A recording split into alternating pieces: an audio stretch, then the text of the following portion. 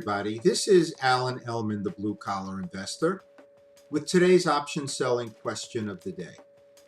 Today's question comes from Doug with a rather positive kind of problem. Alan, what are your thoughts on the following? I purchased 100 shares of Alexion Pharmaceuticals, ticker ALXN, on 3/15 at 135.18 and sold the 135 call expiring on 4/18 at 5/11. So it's a 1-month option. The stock is trading at 140.42 on April 5th and considering buying a 135 put for $1.05 to protect against the drastic price decline. This seems better than closing the position now. I think adding the put is converting the trade to a collar. Your thoughts appreciated, and it's signed Doug. Okay, so this is a good problem because the price of the stock has gone up and Doug is in a much better position now to realize his maximum gain, which was the premium that was sold on ALXN less the intrinsic value component. And we're going to break that down. But first, let's just go through Doug's trade again in the form of bullet points, and then we'll break down all of the possibilities as to what action, if any, should be taken under these circumstances. So just to review, on 3/15, Doug purchased 100 shares of ALXN at 135.18 and then sold the near the money, slightly in the money, 135 call at 5/11. Now, on April 5th, the price had gone up to 140.42. So checking the options chains, as you'll see in a moment, the 135 call, the ask price, if we were going to close the short call, would be 660. And this is without leveraging the show or fill rule. It's just the published ask price. And looking at a put options chain on the same date for the 135 put that Doug was considering purchasing, that ask price was $1.05. Okay, so that's all the information we have now with the trade that started on 3/15 and currently is April 5th. So let's first take a look at how Doug structured the trade in the terms of initial time value profit. And for that, we're going to use the multiple tab of the Ellman Calculator. And the information is fed into the blue cells on the left side of the spreadsheet. And you could see here, shares were purchased at 135.18. The option premium was 5.11. The strike was 135. It was a 1-month option. Now the intrinsic value component is 18 cents. The shares were purchased at 135.18, and by selling the 135 call, we're agreeing to sell it at 18 cents less than current market value. So that 18 cents must be deducted from the 5.11, and the calculator will do that for us. So the return on the option, or the ROE, then is 3.7%. That's with the 18 cents deducted. Now, any upside potential? No way, because we're agreeing to sell our shares for a lower price than the current market value. So any amount that Alexion moves higher, we're going to not participate in. What about downside protection of that time value profit? Well, very minuscule protection, 0.1%. So the intrinsic value component was only 18 cents.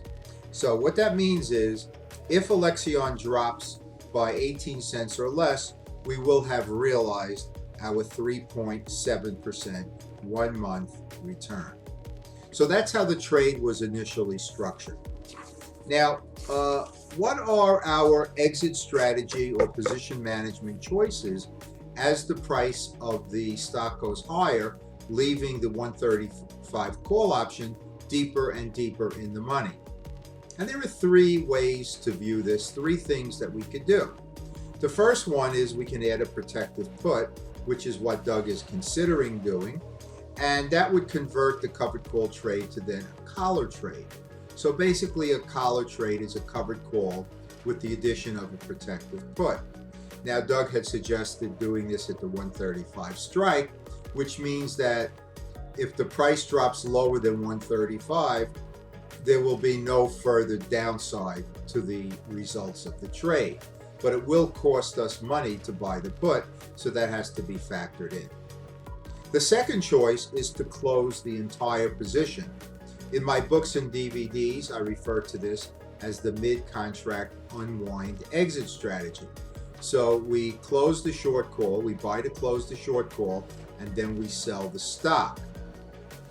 And we do this when we're in the middle of a contract and when the time value cost to close is approaching zero. So we're going to break this down and see if that has application in this particular case. And also the tab on the Ellman Calculator is the Unwind Now tab, which is found in the advanced portion of the elite version of the Ellman Calculator. It's not in the basic calculator. We'll show you that spreadsheet as well. The third choice is to take no action at all, to do nothing. In other words, we have a good situation, a trade at this point in time is maximized, and there is no reason that we could see to take any action at all. So those are the three things: buy a put, unwind the entire position, or take no action at all. And let's evaluate those three choices. Once again, let's go to the options chain here and see what it would cost us to buy a protective put. And you could see the options chain here. This is from Yahoo Finance. And you could see the ask price on the 135 put, while Alexion was trading at 140.42, was $1.05, $105 per contract. All right, so what is that going to cost us in terms of percentages? How much is that going to take away from the 3.7% that we have generated as initial time value profit that is sitting very pretty right now because the price of the stock went up $5? Well, the shares are worth $135. Even though the market price is over $140, to us our shares are worth $135 because of our option obligation. So $1.05 on the cost basis of $135 represents a 0.78% debit. That's how much it would cost us and deducted from the 3.7%. Almost, but not quite 1%. All right, with that in mind, if you feel that it's worth it to spend almost 1% to guarantee the price of the stock not dipping below the 135 strike, then buying a protective put would make sense.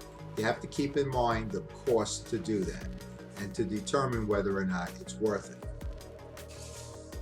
All right, let's now take a look at unwinding the entire position, the mid-contract unwind exit strategy. And once again, we'll go to an options chain, this time the call options chain, and the 135 strike, which was originally sold, is now has an ask price of $6.60 where the arrow is pointing, $6.60.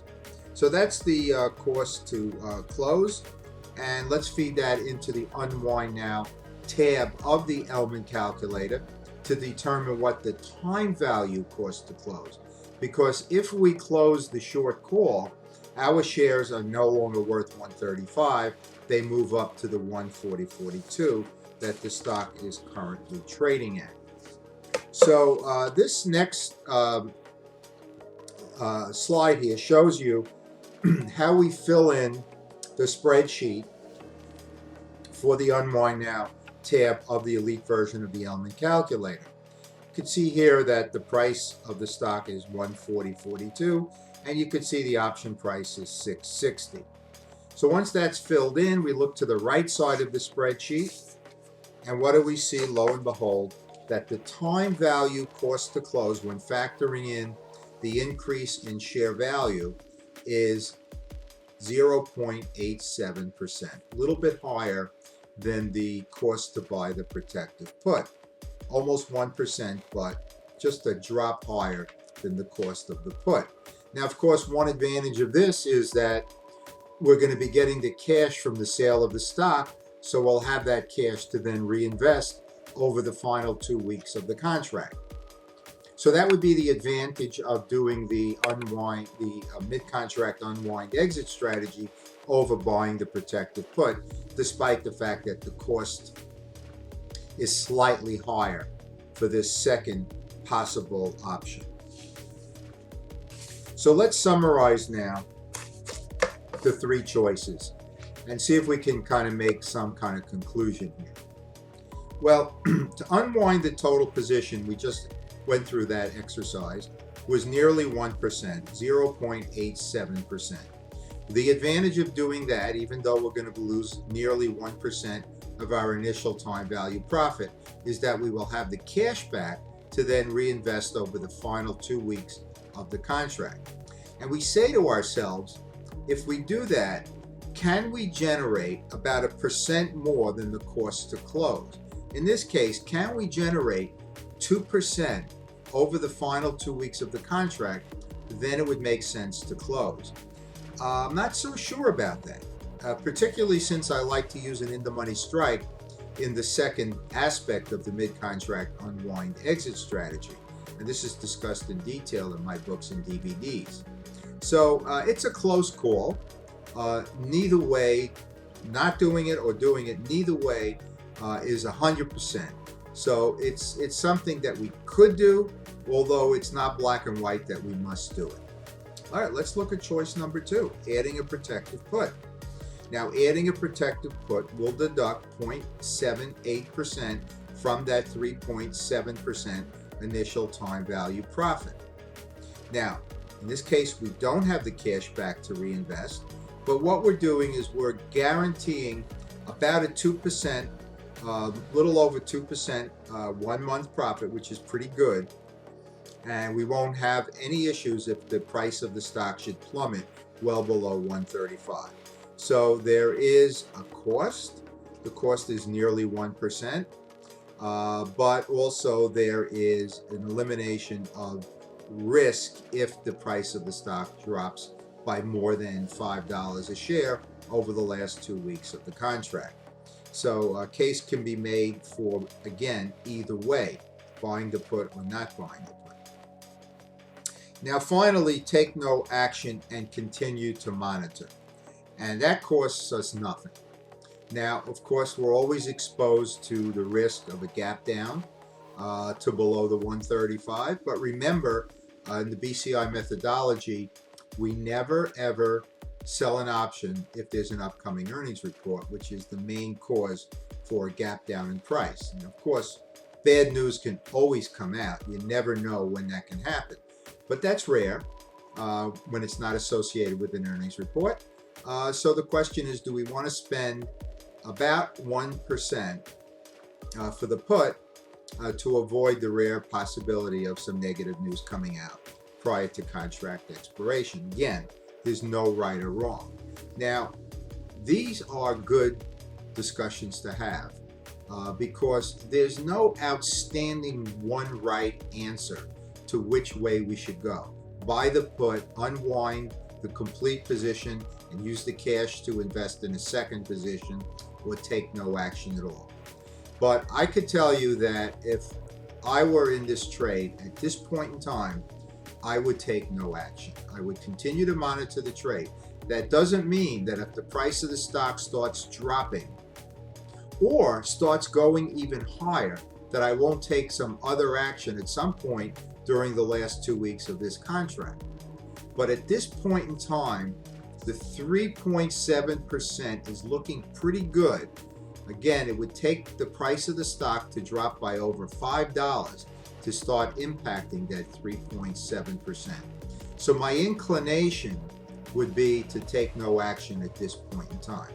But again, if you decide to buy the put, nothing wrong with that. If you decide to unwind the total position, nothing wrong with that.